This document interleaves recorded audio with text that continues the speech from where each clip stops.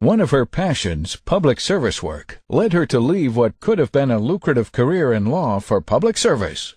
But making lots of money was never her goal. Within months after her husband was sworn in as U.S. Senator, Michelle Obama received a pay increase of $195,000 from the not-for-profit hospital where she works. At the same time, she was put on the board of directors of Treehouse and Bay Valley Foods, where between her compensation as a part-time director and profits from her stock options have put another $100,000 into her pockets. Barack Obama tells us he's fighting to make healthcare more affordable.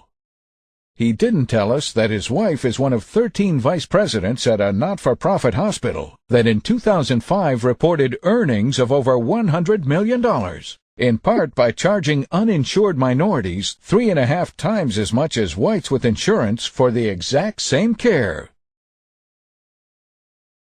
In July of 2006, Senator Obama told a group of college activists, "You'll have boundless opportunities when you graduate, and it's very easy to just take that diploma, forget about all this progressive politics stuff, and go chasing after the big house and the large salary." What he told the Chicago Sun-Times only after an embarrassing investigation into the purchase of his stately $1.65 million mansion. U.S. Senator Barack Obama expressed regret late Friday for his 2005 land purchase from now indicted political fundraiser Antoine Tony Rezko. He tells a union group that opposes the amount of compensation paid to the CEO of Walmart that there is a moral responsibility to stand up and fight for a better economic future with adequate wages, health care, and retirement benefits. In 2005, the CEO of Walmart received $10.5 million in total compensation.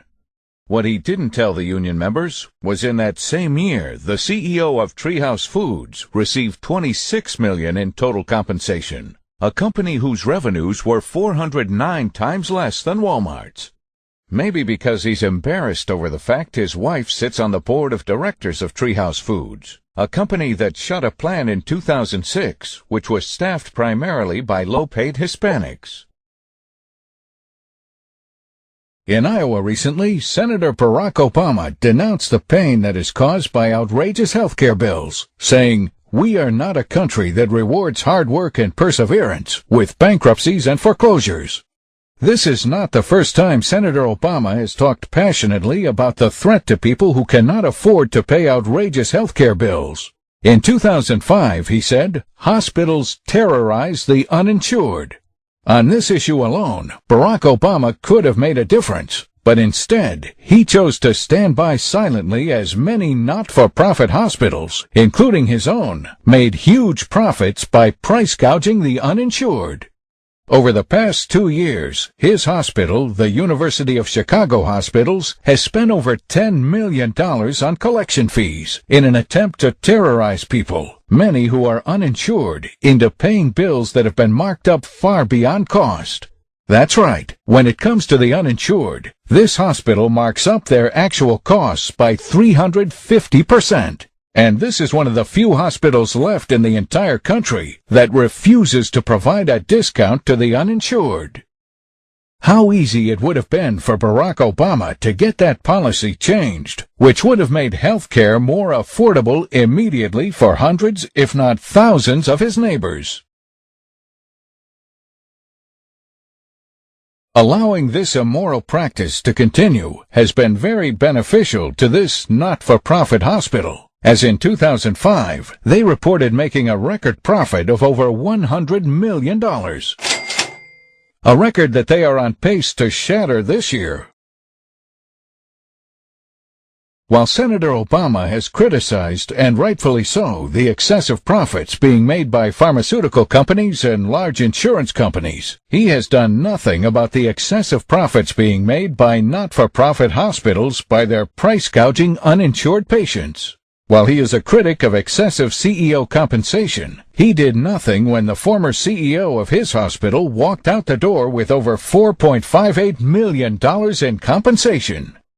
When his fellow Democrat, the Attorney General of Illinois, demanded hospitals like this one provide more charity care, he did nothing. Maybe, just maybe, the fact that this hospital that employs his wife used some of those obscene profits to increase his wife's total compensation by almost $200,000 a year shortly after he was sworn in has something to do with his lack of any real effort on behalf of the uninsured. Or maybe he's done nothing about these abuses because the executives at this hospital have provided him with over $100,000 in campaign contributions over the past few years. Whatever the reason, the fact is, while he continues to speak about the need for affordable health care, he has done absolutely nothing to make it more so.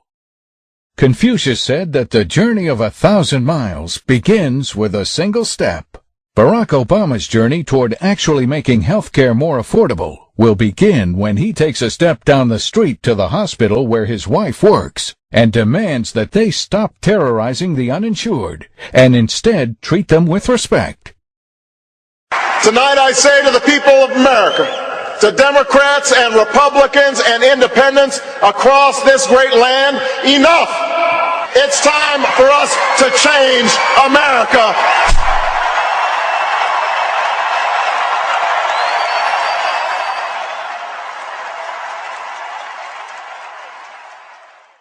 People of Berlin and people of the world, we are heirs to a struggle for freedom. Let us remember this history and answer our destiny and remake the world once again.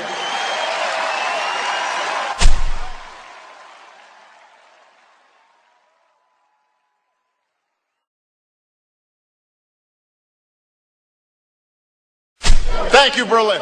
Thank you, Berlin. Thank you, Berlin. Thank you. New York columnist George Will pointed out that modern Berlin rose from rubble that was the result of the last attempt at remaking the world.